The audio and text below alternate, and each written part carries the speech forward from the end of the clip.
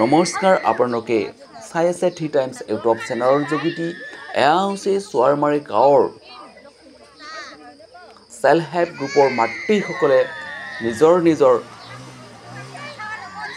দায়িত্ববোৰ পালন কৰি শাক পাচলিৰ খেতি কৰি আছে। ইয়াত মাকৈ, হাৰকালাই আৰু কুচু ইত্যাদি কৰি সকলোবোৰ খেতি কৰি আছে আৰু এই খেতি কৰাৰ যাতে নষ্ট কৰিব নোৱাৰে তাৰ কাৰণে চাৰিওফালে নেটেৰে ঘেৰি ৰাখিছে। চাওক এখেতসকল হৈছে নৰ্থ গাৰো হিলছৰ চোৱাৰমাৰী গাঁৱৰ চাইল্ড হেল্পৰ গ্ৰুপৰ মাতৃসকল। এখেতসকলে কষ্ট কৰি নিজৰ কৰ্ম ফলেৰে ধন আৰ্জিবৰ কাৰণে কাম কৰি আছে। চাওক এখেতসকল একেলগে মিলি কাম কৰি আছে।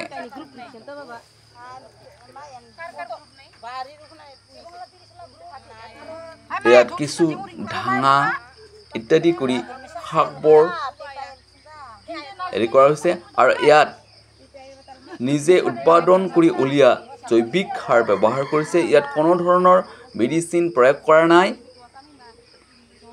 ইয়াত গোবৰৰ সাৰ, কেঁচুৰ সাৰ ইত্যাদি কৰি মিহলাই ইয়াত ব্যৱহাৰ কৰা হৈছে যাতে ইয়াৰ খেতিবোৰ ধন ধৰি উঠিব পাৰে।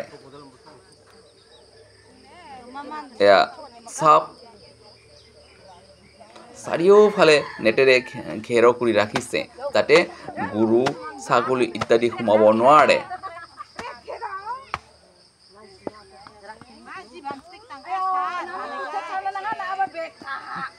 গতিকে এনেধৰণে মিলি সকলোৱে যদি কাম কৰি যায় তেনেহ'লে জীৱনত উন্নত কৰিব পাৰিব।